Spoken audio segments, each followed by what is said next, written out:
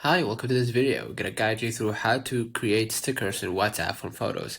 Creating your own custom stickers in WhatsApp directly from your camera roll is incredibly easy. WhatsApp features a built-in automated sticker tool that magically cuts out the background of your photos with a single tap.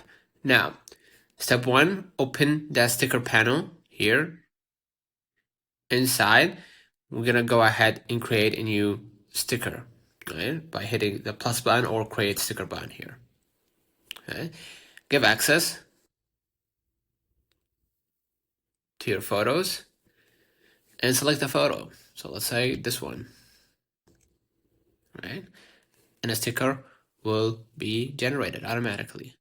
And you can go ahead and send this as your new message. So consider liking this video, subscribe, it really helps with the channel. Till next time, see you.